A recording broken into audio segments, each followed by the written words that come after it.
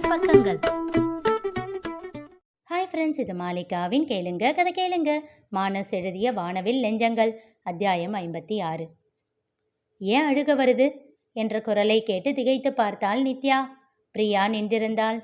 என்னக்கா, என்ன ஆச்சு என்று கேட்டுக்கொண்டே தன் நகைகளை எல்லாம் கழற்றி வைக்க தொடங்கினாள். என்ன சொல்வது என்று விழித்தாள் நித்யா. இதுவரை பிரியா நவநீதனின் தோழி மட்டுமே.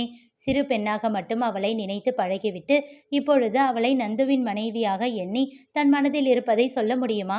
சொன்னால் அவள் புரிந்து கொள்வாளா? அல்லது தன்னை குறைத்து மதிப்பிட்டு விடுவாளா? மனதில் பல்வேறு யோசனைகளோடு வேணுவின் அழைப்பை துண்டிக்காமல் பதிலும் சொல்லாமல் பிரியாவையே பார்த்து கொண்டிருந்தாள் நித்யா. அக்கா, ஹெல்ப் பண்ணுங்க என்று தன் நெக்லஸை கழட்டிவிட உதவி கோரி அவள் அருகில் வந்து அமர்ந்தாள் பிரியா. என்ன, நான் கேட்டதுக்கு பதிலே காணோம் என்று கேட்டாள். கட்டிலில் அமர்ந்து வேணுவிடம் பேசிக்கொண்டிருந்த நித்யா பிரியாவுக்கு உதவி செய்யும் பொருட்டு அப்படியே தலையணையில் செல்போனை வைத்துவிட்டு அவளுக்கு உதவி செய்ய ஆரம்பித்தாள்.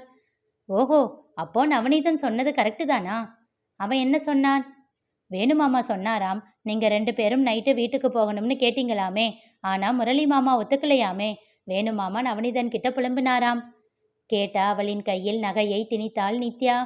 அக்கா, நீங்க 2 பேரும் வீட்டுக்கு போய் ரொமான்ஸ் பண்ணலான்னு நினைச்சிங்களா? அது நடக்கலன்னதும் அழுக வருதா என்றாள் கஞ்சிமிட்டி. ஏய் என்று சொல்லி முறைத்தாள் நித்யா. இவர்கள் பேசுவதையெல்லாம் அந்த பக்கம் கேட்டுக்கொண்டிருந்த வேணு அடப்பாவி என்று புலம்பினான் வாய்விட்டே. யாரு அண்ணா, யாரு பாவி என்றபடி அவன் அருகில் வந்து அமர்ந்தான் நவநீதன். டேய், உன்னதாண்ட சொன்ன. யார் என்ன உன்கிட்ட சொன்னாலும் எல்லாத்தையும் போய் அப்படியே பிரியா கிட்ட ஒப்பிச்சிடுவியா? ஹஹஹா என்று சத்தமாக சிரித்த நவநீதன் வேணுவின் கையில் இருந்த போனை வாங்கி ஸ்பீக்கரில் போட்டு, என்ன சொல்றாங்க 2 பேரும் என்றான். இவர்கள் இருவரும் பேசுவது நித்யாவின் போனில் மெதுவாக கேட்க அதனை எடுத்து பிரியாவும் ஸ்பீக்கரில் போட்டாள். மாமா லைன்ல தான் இருக்காரா? சரி விடுங்க, நான் இதுக்கு ஒரு ஐடியா சொல்லவா என்று கேட்டாள். என்ன? இந்த நவநீதனை போய் மொட்டை மாடியில தூங்க சொல்லிடலாம். நீங்க அந்த ரூமுக்கு போயிட்டு உங்க கொழுந்தனாரை இந்த ரூமுக்கு அனுப்பிடுங்க. அவள் கூறியதை கேட்டு திகைத்தவள் அடிப்பாவி என்று அவள் காதை திருகினாள் நித்யா. ஹை, இந்த ஐடியா கூட நல்லா இருக்கே என்றான் வேணு.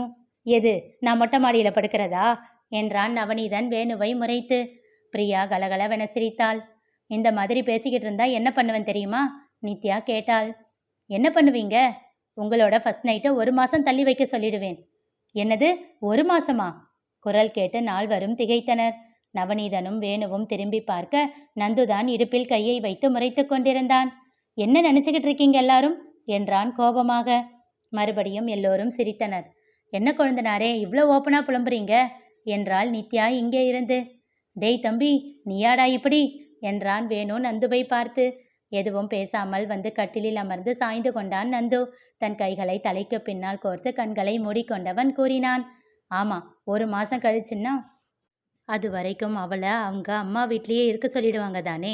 இதுக்கு மேலேயும் என்னால் அவள் இல்லாமல் இருக்க முடியாது. ஃபர்ஸ்ட் நைட் எல்லாம் ஒரு விஷயமா? இனி பிரியா எப்பவும் என் கூடவே இருக்கணும், அதுதான் வேணும். அவன் கூற்றில் நால்வருமே திகைத்தனர். அங்கே சில நிமிடங்கள் அமைதி நிலவியது.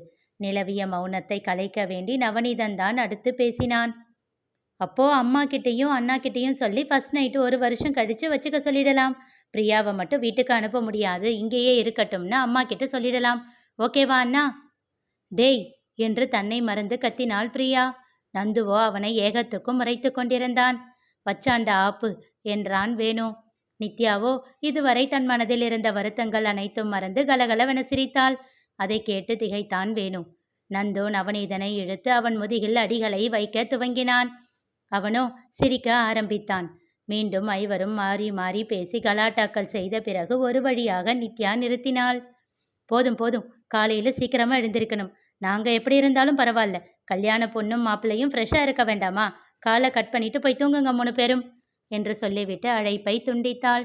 மேக்கப் எல்லாம் களைவதற்கு பிரியாவிற்கு உதவினாள் நித்யா. பின் சென்று உடை மாற்றி வந்தவள் நித்யாவின் அருகில் படுத்து கொண்டாள். விட்டத்தை பார்த்து மென்மையாக சிரித்தவள் ஆழ்ந்த மூச்சை இழுத்து விட்டாள். என்னடி, என்ன யோசனை என்றாள் நித்யா. சிறு புன்னகையோடு அவள் புறம் திரும்பி படுத்தவள். அக்கா, மிஸ் பிரியதர்ஷினிக்கு இன்னைக்கு தான் லாஸ்ட் நைட் இல்லை, நாளையிலிருந்து நான் மிஸ்ஸஸ் பிரியதர்ஷினி நந்தகுமரன் என்றாள். புன்னகையோடு அவள் கன்னம் கிள்ளி முத்தம் வைத்தவள் என்றாள். அது ஏன் அக்கா நாம மட்டும் மிஸ்ஸஸ் அப்புறம் இந்த இனிஷியல் எல்லாத்தையும் மாற்றணும்? பசங்க எப்போவுமே மிஸ்டர் மட்டும்தானா? இனிஷியலும் அவங்களுக்கு ஒன்று தான் இல்லை? என்றாள். ஆமா, ஆனா உனக்கு ஆசையா இருந்தா இனிஷியலா மாத்தாத. கொழுந்தனார் பேரை பின்னாடி சேர்த்துக்கோ. ஐயோ, அக்கா மாமா எல்லாம் என்ன சொல்லுவாங்களோ? கேட்டுப்பாரு. ஒத்துக்கிட்டா சந்தோஷம், இல்லைன்னா விட்டுடு. ஆனா அவங்க கிட்ட கேட்கறதுக்கு முன்னாடி கொழுந்தனார்கிட்ட ஒரு வார்த்தை கேட்டுக்கோ. ம், சரி தூங்கு என்றவள் கண்கள் மூடி உறங்கத் தொடங்கினாள். அங்கு 2 பேர் உறங்கும் கட்டிலில் 3 பேர் இடித்துக்கொண்டு படுத்து கொண்டிருந்தனர். நடுவில் நவநீதனும் அவனுடைய இரு பக்கத்திலும் நந்துவும் வேணுவும் படுத்திருந்தனர். டேய், ஒழுங்கா கைய காலை வச்சுக்கிட்டு படுத்துக்கணும். தூக்கத்துல என் மேல கால் எல்லாம் போட்டா காலை உடைச்சிடுவேன் என்று மிரட்டிவிட்டு வேணுவும் கண்களை மூடிக்கொண்டான். சரி சரி, ரொம்ப பண்ணாத என்று விட்டு நவநீதனும் உறங்க ஆரம்பித்தான். சிறு புன்னகையோடு பார்த்து கொண்டிருந்த நந்து தன் செல்போனை எடுத்து பிரியாவிற்கு மெசேஜ் செய்தான். Is Annie okay? எஸ், தூங்கிட்டாங்க என்று பதில் அனுப்பினாள் பிரியா. ஓகே, தேங்க்யூ என்று டைப் செய்து கூடவே ஒரு முத்த ஈமோஜியையும் அனுப்பி வைத்தான்.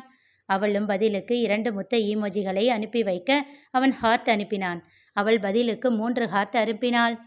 இன்னொரு ஹார்ட் யாரோடது? இவன் கேட்க புன்னகைத்து கொண்டவள் நம்ம குழந்தையோடது என்று பதில் அனுப்பினாள். அதை கண்டவன் சிரித்து விட்டான். டேய், இன்னும் தூங்கலையா நீ? வேணுவின் அதட்டலில் ஓகே குட் நைட் என்று அனுப்பிவிட்டு போனை வைத்து விட்டான். அவளும் வைத்துவிட்டு புன்னகையோடு கண்களை மூடிக்கொண்டாள். இங்கு சத்யா முரளியிடம் புலம்பிக் கொண்டே இருந்தாள். இப்போ உனக்கு என்னதாமா பிரச்சனை? ஏன் இப்படி பண்ணீங்க? வீட்டுக்கு அவளை அனுப்பியிருந்தாலாச்சும் வேணு அவளை சமாதானம் பண்ணியிருப்பான். அங்க அவ கோபமா இருப்பாளே. கோபத்துல பிரியா கிட்ட ஏதாச்சும் பேசிட்டானா என்ன பண்றது? பிரியா அவளை புரிஞ்சுக்க முடியுமா? அதெல்லாம் ஒன்றும் ஆகாது. அவங்களே பிரச்சனையை சரி பண்ண பழகிக்கட்டும். அது சரி, ஆனா இன்னைக்கே வா. கொஞ்ச நாள் போனா தானா பழகுவாங்க. ஏன், பிரியா இதுக்கு முன்னாடி பழக்கம் இல்லாத பொண்ணா என்ன? எல்லாம் அவங்களே பார்த்துக்கட்டும். எப்பவும் நம்மளால அவங்க கூடவே இருக்க முடியாது. ஏன் என்றாள் சத்யா சட்டென்று. கண்கள் மூடி உறங்க தயாராக இருந்தவன் தன் விழிகளை திறந்து மனைவியை நோக்கினான். மென்மையாக அவள் கன்னம் தட்டி புன்னகைத்தவன், அவங்களுக்குன்னு சில கனவுகள் இருக்கும். அதை தடுக்கிற உரிமை நமக்கு கிடையாது. சில சமயம் நம்மளால் அதை ஏற்றுக்கவும் முடியாது என்றான். எனக்கு புரியலையே. அவள் தலையை வாஞ்சையாக தடவியவன், நான் சொல்றத கேட்டுக்கோ போதும், வேற எதுவும் யோசிக்காத. உனக்கு அதெல்லாம் புரியாது, புரியவும் வேண்டாம் என்றான். பெருமூச்சு ஒன்றை விடுத்தவள் அவனை நெருங்கி அணைத்தவாறு படுத்து கொண்டாள். முரளியும் அவளை மென்மையாக அணைத்து கொண்டு உறங்க ஆரம்பித்தான். மறுநாள் காலையில் திருமணத்திற்கு முன்பான சடங்குகள் நடந்து கொண்டிருக்க சோர்வோடு காணப்பட்டான் முரளி. அதை கண்ட யசோதா அவன் அருகில் வந்து கேட்டார். முரளி, என்ன ஆச்சு? ஏன் ஒரு மாதிரி இருக்க? ஒண்ணுமில்லம்மா, கொஞ்சம் தலைவலி, அதான். காஃபி கொண்டு வரவா? ம். அதற்குள் அவர் அருகில் வந்த நித்யா, அம்மா நீங்க மேடையிலேயே இருங்க, நான் போய் கொண்டு வரேன் என்றாள். முரளி புன்னகைக்க அவளோ முகத்தை திருப்பிக் கொண்டு சென்று விட்டாள். என்ன ஆச்சு என்றார் யசோதா முரளியிடம் மெல்லிய குரலில். ஒண்ணுமில்ல என்று கண்களை சிமிட்டி தோலை குலுக்கி கூறினான். சில நிமிடங்களில் சூடான காஃபியோடு வந்தாள் நித்யா. முரளி கையை நீட்ட அவளோ யசோதாவிடம் காஃபியை நீட்டினாள். சின்ன சிரிப்போடு அதனை வாங்கி முரளியிடம் தந்தார் யசோதா. புன்னகையோடு வாங்கி குடிக்க தொடங்கினான் முரளி. என்ன பிரச்சனை என்றார் யசோதா நித்யாவிடம். ஒண்ணுமில்லம்மா, என்ன வேண்டாம்னு சொன்னவங்க எனக்கும் வேண்டாம் என்றாள். அவள் கூறியதில் திகைத்து முரளியை பார்க்க அவனோ புன்னகைத்து கொண்டிருந்தான். ஓ, வேண்டாம்னு தான் அவ்வளோ வேகமா போய் காஃபி கொண்டு வந்தியோ என்றார் கிண்டலாக.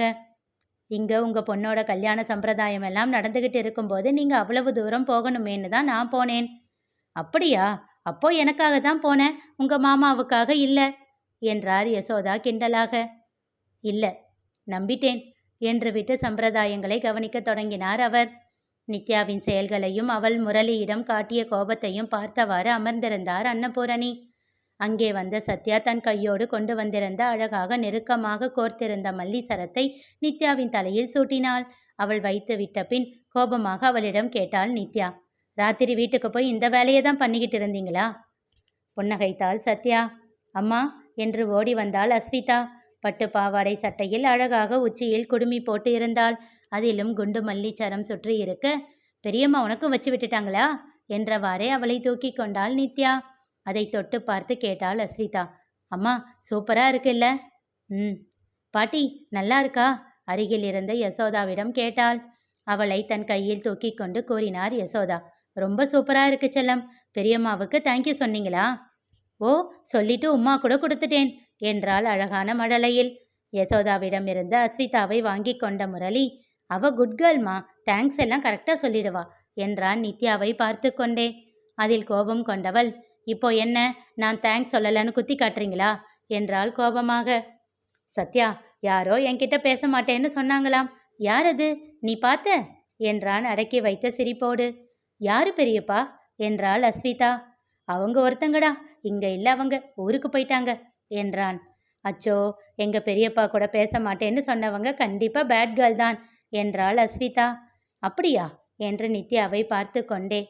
யசோதாவும் சத்யாவும் சிரித்துவிட தலையில் அடித்து கொண்டாள் நித்யா. அவளுக்கும் உள்ளுக்குள் சிரிப்பு வந்தது. போதுண்டி, சிரிப்பு வந்தா சிரிச்சிடு என்றாள் சத்யா. அவளும் சிரித்துவிட கீழே இருந்து தன் மகள் சிரிப்பதை ஏக்கமாக பார்த்து கொண்டு அமர்ந்திருந்தார் அன்னபூரணி. இனி அவர் செய்ய போவது என்ன தெரிந்து கொள்ள தொடர்ந்து கேளுங்க, கதை கேளுங்க. மீண்டும் சந்திப்போம்.